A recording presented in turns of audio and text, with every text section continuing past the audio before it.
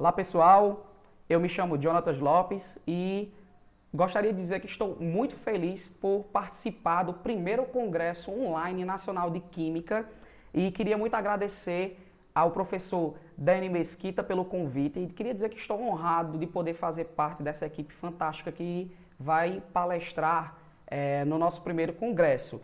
Isso mostra a força que o ensino de química, que a química tem no nosso país. E eu espero que esse seja apenas o primeiro de muitos eventos como esse para a gente poder compartilhar experiências, compartilhar conhecimento com todo o Brasil, né? Então, eu gostaria muito de fazer esse agradecimento inicial. Bom, eu sou o Jonathan, como eu já falei, eu sou licenciado em Química pelo Instituto Federal do Campus Iguatu e sou pós-graduado em Tecnologia da Informação e Comunicação na Educação. Então, o meu foco de trabalho é bem voltado para experiências educacionais e também sou professor da rede pública de ensino do estado do Ceará, da SEDUC, Ceará, e além disso desenvolvo um trabalho no Instagram, para quem quiser seguir lá o meu trabalho no Instagram também. O meu Instagram é o Químico Curioso. Então lá eu já desenvolvo um trabalho há um pouco mais de um ano e nesse tempo eu tenho compartilhado experiências bem interessantes lá no Instagram e compartilhado conhecimento com o pessoal sobre a química, né? Para incentivar a iniciação científica e também incentivar o conhecimento, o aprofundamento dos nossos alunos e também da população em geral que tenha a curiosidade de entender e conhecer um pouco mais sobre a química. E hoje eu vim conversar com vocês sobre o papel do professor de química na educação do futuro. Porém, quando a gente fala sobre a educação do futuro, muitas pessoas remetem a pensar de anos à frente, mas isso não é verdade. O que a gente tem que pensar é que o futuro é hoje. Com o advento da tecnologia, a gente fica muito, digamos assim, informado de tudo que está acontecendo ao nosso redor. Porque a gente tem informação dentro dos nossos próprios bolsos, né? No caso, todos nós acredito que temos acesso a algum tipo de informação, como por exemplo, por smartphones. Antigamente, para que você tivesse conhecimento, adquirisse conhecimento, normalmente você precisava andar com livros imensos no braço, na mochila, e hoje em dia a gente consegue andar com vários livros dentro do próprio bolso no nosso smartphone.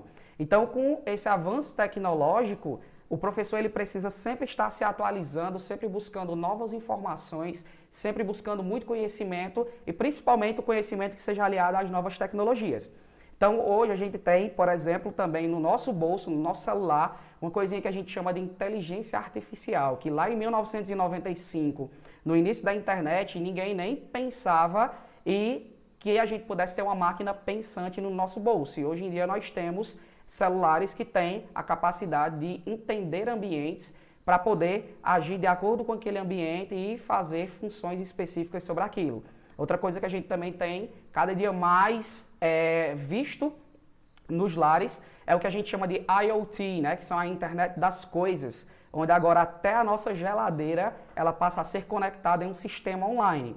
Então, dentro dessa perspectiva, a gente tem que pensar que todo professor ele tem que também começar a ter essa gana por conhecimento, por inovação tecnológica principalmente, e a gente precisa sempre se manter atualizado. Então o nosso foco hoje é conversar um pouco sobre isso, sobre qual o papel do professor de química nessa educação para o futuro, certo? Então eu vou começar aqui primeiro mostrando para vocês o seguinte: muita gente que está aqui assistindo essa palestra hoje talvez nunca deu aula em ensino médio regular, no caso na rede pública principalmente. Eu estou me baseando na minha experiência própria de ensino, no caso da rede pública. Eu estou há 5 anos, no 5º ano de ensino público, certo? E aí eu vou mostrar para vocês aqui, por exemplo, qual é a grade curricular que os alunos têm aí, no caso, dentro de cada ano, o que são os conteúdos que eles estudam nesses 3 anos do ensino médio. No primeiro ano nós temos aí estados da matéria, sistemas, leis ponderais, teorias atômicas, tabela periódica, ligações químicas e funções inorgânicas, certo? Então, nesse primeiro ano a gente tem o que a gente chama mais de química geral, onde a gente dá uma explanada geral nesses conteúdos mais básicos para que o aluno adquira um conhecimento inicial desse processo. No segundo ano a gente já trabalha mais com a fisicoquímica, cálculos químicos, soluções, cinética, termoquímica, equilíbrio, eletroquímica e radioatividade. Já no terceiro ano, ele é mais focado para a química orgânica, onde a gente vai trabalhar sobre hidrocarbonetos, funções oxigenadas, nitrogenadas, sulfuradas, reações orgânicas em geral e sobre polímeros. Bem, tendo em vista a quantidade de conteúdos que o aluno precisa ver durante esses 3 anos, aqui eu faço algumas ponderações, algumas críticas também em relação a isso, certo? Como, por exemplo, o aluno que chega para a gente no ensino médio, lá no primeiro ano, ele normalmente tem pouco ou nenhum contato com a química no ensino fundamental. Isso eu estou falando novamente sobre a rede pública de ensino. Alunos de escola particular, de escolas particulares, geralmente começam a ver química no 6º ano, 5º ano e já chegam com conhecimento bem interessante no ensino médio. Porém, alunos de escolas públicas geralmente não têm contato nenhum com a química no ensino fundamental. Então, essa é uma primeira dificuldade que a gente tem quando a gente vai trabalhar com esses alunos no primeiro ano. Uma outra dificuldade é que, aliada a esse não conhecimento prévio sobre química, nós temos também um baixo nível de proficiência em língua portuguesa e matemática, que eu considero que são disciplinas que são importantíssimas dentro do ensino, porque, afinal de contas, se o aluno ele não souber interpretar um texto para poder tirar conclusões sobre uma determinada questão, ou não souber fazer cálculos básicos matemáticos, fica um pouco mais complicado dele conseguir trabalhar, principalmente quando ele chegar no 2º ano, na parte de cálculos químicos, para a gente poder trabalhar com esse aluno já vai ser mais complicado. E uma terceira informação que é interessante que vocês saibam é que na rede pública de ensino, no ensino médio, o professor de química ele só tem 2 aulas por semana em cada turma. E isso torna-se uma dificuldade a mais, por quê? Porque dentro da minha experiência de docência, nessas 2 aulas eu tenho que dar conteúdos, ministrar exercícios e realizar atividades práticas. Afinal de contas, a prática em si, o aprender fazendo, é bem interessante para o processo de construção do conhecimento dos alunos. Então, inicialmente, o que eu queria conversar com vocês era isso. Porém, aliada a essa ideia, nós precisamos entender que a metodologia que vai ser usada nesse processo de aprendizagem, ela é de fundamental importância para que a gente consiga contemplar esse conhecimento que precisa ser adquirido pelo aluno. Então, eu trago uma discussão para vocês sobre a questão do ensino tradicional. Afinal de contas, todos nós temos, de certa forma, conhecimento de como é que é o ensino tradicional, né? Onde o ensino tradicional tem como professor o detentor absoluto do saber. Porém, aqui no Brasil, a gente tem utilizado muito as novas metodologias de ensino, principalmente quando se fala sobre metodologias ativas, certo? Eu particularmente tenho utilizado muito e tenho tido bastantes resultados interessantes em relação a isso. E aí, eu trago aqui algumas informações em relação a essa questão da metodologia ativa. Eu não vou me prender muito ao ensino tradicional, porque acredito eu que já seja de bastante conhecimento de vocês. Mas em relação à questão das metodologias ativas, eu trago 2 aqui que são bem importantes e aí eu vou me prender um pouco mais sobre a questão do ensino híbrido, certo? Já que ele envolve um pouco mais a parte tecnológica, que é o foco da nossa ideia basicamente de hoje, certo? Então, por exemplo, nas metodologias ativas, nós temos aí 2 ideias, que é a aprendizagem baseada em problemas, que como o próprio nome já diz, é você sugerir problemas para que o aluno tenha aquela gana de pesquisar e aí você acaba incentivando também a que esse aluno que ele adquira um conhecimento científico, certo? E também você estimula o aspecto investigativo desse aluno. E a outra metodologia ativa que é bem interessante, que a gente vai conversar um pouco sobre isso hoje, é o ensino híbrido, certo? Então, no ensino híbrido, o professor adquire um papel de facilitador do processo de aprendizagem. Lembrando que isso não diminui a importância do professor em sala de aula, certo? Então, a importância do professor em sala de aula, ela continua sendo bem relevante nesse processo de aprendizagem quando se fala sobre ensino híbrido. O aluno, nesse caso do ensino híbrido, ele é estimulado a ter a sua própria autonomia de aprendizagem. Mas aí a gente precisa ter um certo cuidado em relação a isso. Por quê? Dentro dessa autonomia que a gente precisa estimular dos alunos, é preciso que haja um planejamento prévio, muito bem elaborado, para que a atividade tenha início, tenha meio e tenha fim, certo? Para que a gente consiga uma aprendizagem significativa e um detalhe como cada pessoa aprende de uma forma diferente, a gente tem que buscar estratégias para que essa aprendizagem também seja personalizada, beleza? Então vamos lá. Quando a gente fala sobre o ensino híbrido, tem duas técnicas que a gente utiliza basicamente, que são metodologias ativas dentro dessa parte do ensino híbrido, que são a rotação por estação de aprendizagem e a sala de aula invertida.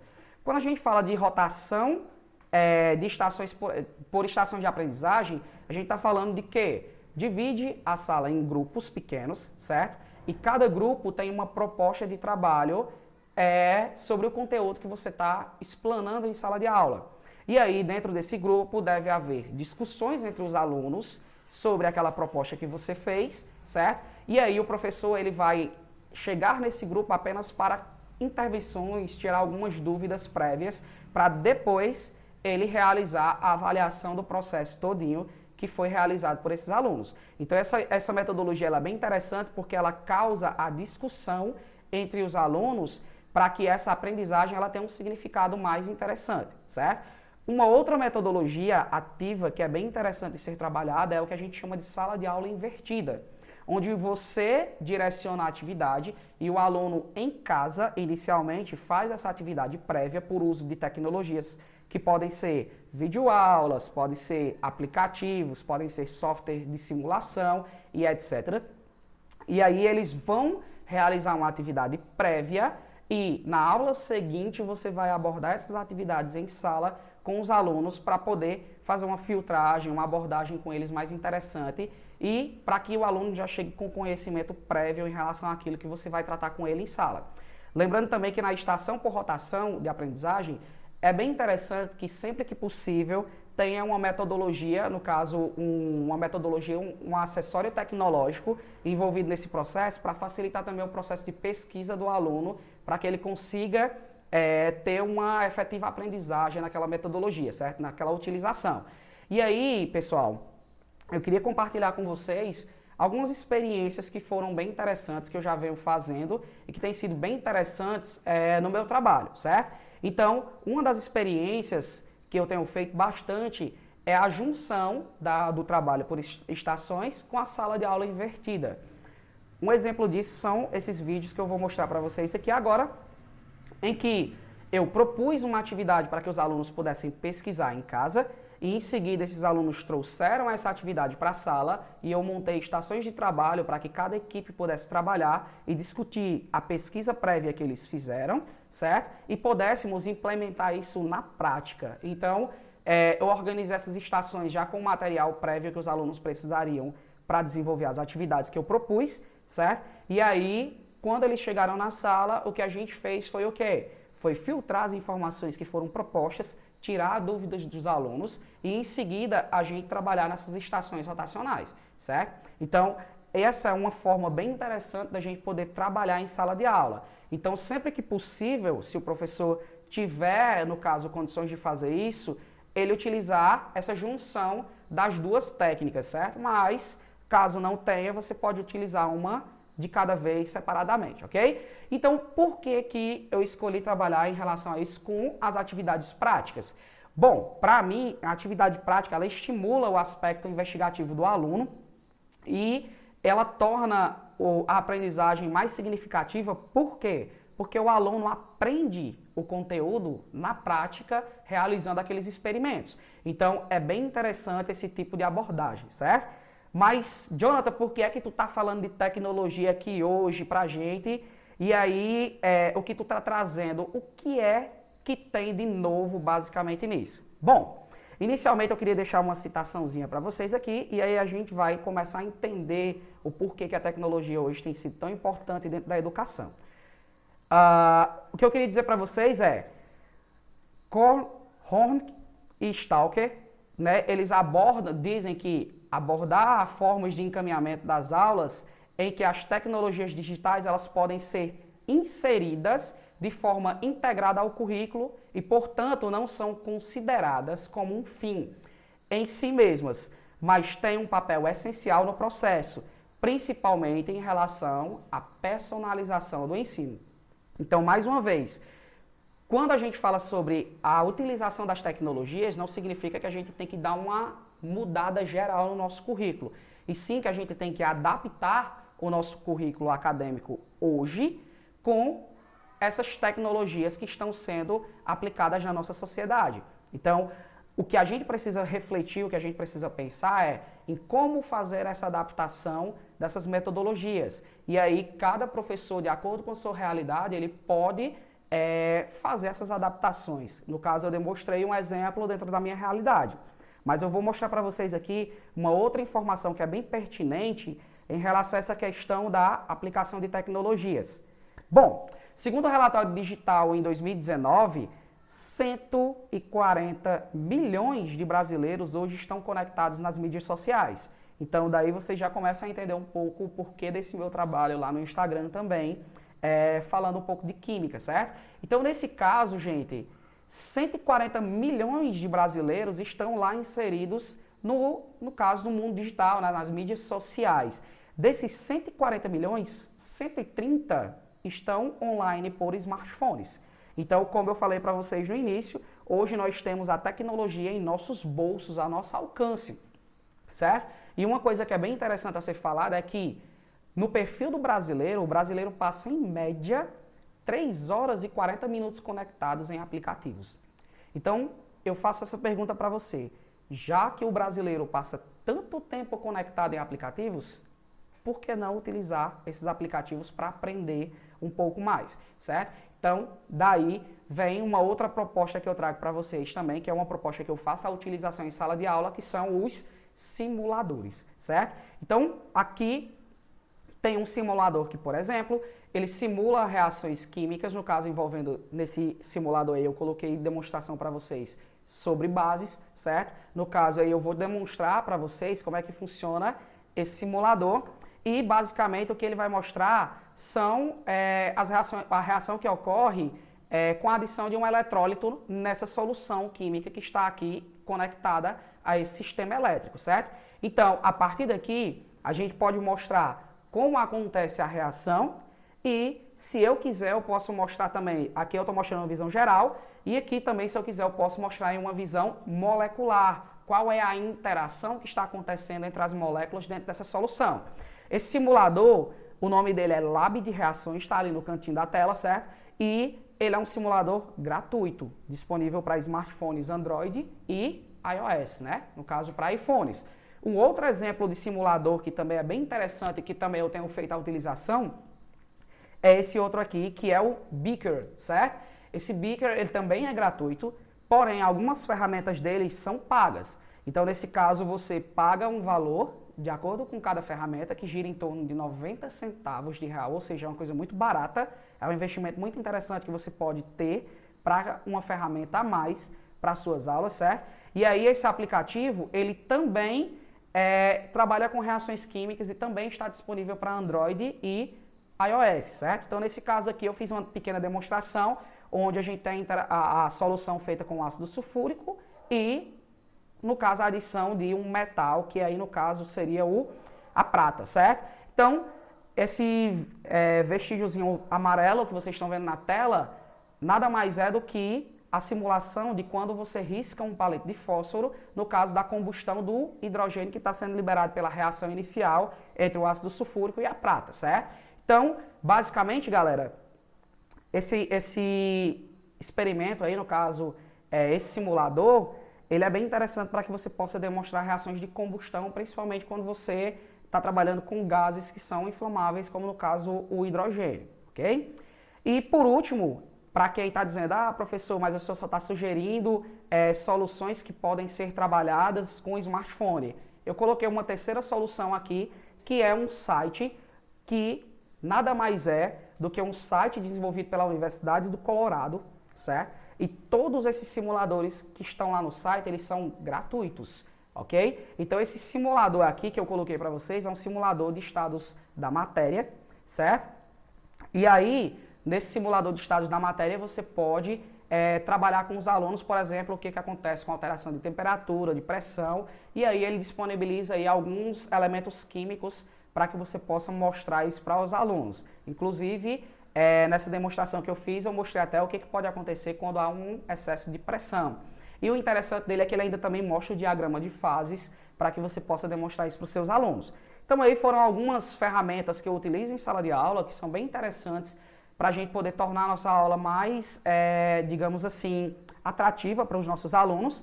E essas ferramentas eu também utilizo com os alunos em estudos dirigidos, ok?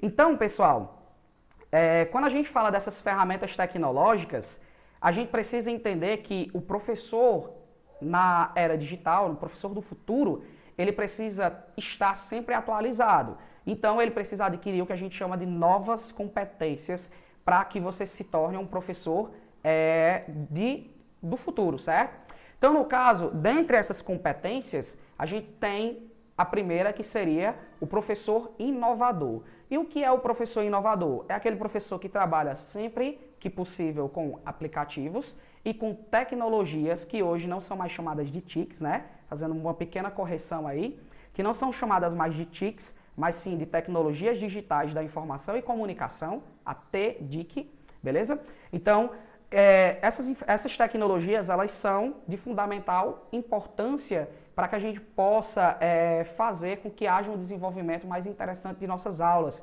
certo? E uma segunda característica, uma segunda competência bem interessante para que o professor adquira nessa era tecnológica é a questão de ser um entusiasta da tecnologia. Quando eu falo de entusiasta, não significa dizer que você tem que manjar de tudo que está aí disposto da tecnologia, mas sim de que você deve sempre manter a busca por novas informações, por novas tecnologias que estão sendo propostas, certo? Então não significa que você vai ter que ser o geek, né, do mundo todo, mas é uma obrigação sua quanto professor e na sua prática docente de sempre tentar buscar uma atualização dessas práticas pedagógicas, certo? E por último, que eu queria deixar para vocês como uma ideia de competência, de nova competência do professor no futuro, seria o aspecto social. A gente se prende muito à ideia de que o professor ele só tem a obrigação de estar em sala de aula e dar a sua aula e ir embora. Mas a gente já tem estudos que comprovam que o aspecto social, a sociabilidade também com os alunos, influencia diretamente dentro do processo de ensino-aprendizagem. Então, o professor do futuro, ele tem que desenvolver competências emocionais e ele também precisa promover a educação socioemocional para os nossos alunos, certo? Então, basicamente, essas novas competências, elas devem ser incorporadas às que já existem na atualidade, ok? Uma coisa que eu queria deixar para vocês aqui é uma informação da doutora em psicanálise e membro efetiva da Sociedade Brasileira de Neurociência e Comportamento, que é a Marta Helvas. Ela diz que a sala de aula passa a ser considerada o ambiente de aquisição dessas novas possibilidades tecnológicas por meio das metodologias ativas e híbridas. O professor deixa de ser o detentor do saber e torna-se um colaborador da aprendizagem discente, necessitando o conhecimento de aplicativos básicos eletrônicos para ser capaz de exercer a sua função. Em resumo, o que ela fala aqui foi o que eu já tratei com vocês durante a nossa palestra, certo? Então, basicamente, o que a gente tem que ter em mente é o papel do professor na educação do futuro é um papel de professor facilitador do processo de ensino-aprendizagem. Nesse caso, nós devemos deixar com que nosso aluno tenha uma autonomia maior, a gente tem que descer um pouco do pedestal, descer um pouquinho lá do quadro e começar a dar responsabilidades também para que nossos alunos possam desenvolver as suas competências. Afinal de contas, com a quantidade de informação que esses meninos trazem para as salas de aula, eles já vêm com uma bagagem bem interessante a serem trabalhadas. Porém, essas bagagens elas precisam de um intermédio e é aí onde entra o papel do professor, da gente intervir, da gente propor, da gente possibilitar a reflexão desses alunos, certo? E para a gente poder finalizar aqui, eu não poderia deixar de falar também em relação a essas três informações aqui. Muitas vezes quando a gente fala sobre tecnologia aplicada à educação, as pessoas acham que o professor precisa fazer coisas mirabolantes em sala de aula para ser um professor tecnológico. E a gente não está tratando bem disso. Até porque aulas expositivas também são um mecanismo interessante de ensino e aprendizagem. Ela só não pode ser a única forma de utilização dessa tecnologia. Então eu trouxe aqui três informações para vocês que são em relação aos professores, certo? Existem três formas que hoje são muito utilizadas essas tecnologias em sala por alguns professores. A primeira forma é a tecnologia, no caso, a utilização centrada na dimensão tecnológica, onde o professor usa essa tecnologia apenas como uma extensão da sua aula, certo? E aí é onde a gente tem que ter bastante cuidado em relação a isso. Não adianta nada você ter sempre aquela aula expositiva e utilizar mecanismos tecnológicos, como, por exemplo, um data show, mas se sua aula é sempre aquela mesma coisa, certo? Então, a gente precisa ter bastante cuidado em relação a isso. A segunda ideia é da aplicação da tecnologia de acesso à informação. Nessa metodologia de acesso à informação, nessa ideia de aplicação da tecnologia na educação, você propõe a tecnologia como uma ferramenta, né, em prol da autoaprendizagem. Então você pode levar vídeos, você pode propor pesquisas, você pode usar simuladores, como eu demonstrei para vocês anteriormente, para que os alunos consigam ver aquilo que você está propondo para ele na disciplina de uma forma com outro olhar, com outra perspectiva além da sua que você levou para a sala de aula. E por último, existe também os professores que têm à sua disposição programadores que podem desenvolver ferramentas específicas para atingir um determinado público, uma determinada ideia de trabalho que ele possa ter em mente. E no caso, isso aí seria do desenvolvimento de ferramentas, ok? Então, pessoal, a minha ideia, o que eu queria trazer para vocês era mais uma perspectiva sobre a utilização dessas tecnologias de uma forma um pouco diferente, certo? De uma forma que eu tenho utilizado, de uma experiência que eu tenho tido em sala de aula e que tem sido bastante eficiente e que tem dado resultados bem importantes, bem interessantes no processo de aprendizagem dos alunos. Isso não significa que a utilização das tecnologias vão fazer com que o aluno aprenda tudo. A utilização das tecnologias, elas são ferramentas que possibilitam a aprendizagem.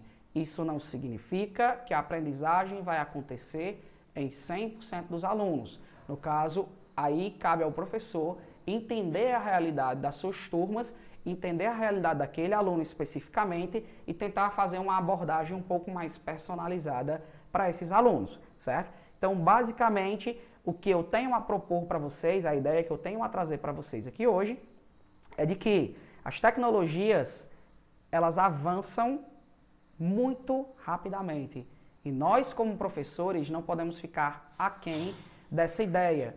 Nós, como professores, nós devemos sempre nos manter atualizados e sempre buscar novas ferramentas para que a gente possa desenvolver um trabalho interessante com nossas turmas.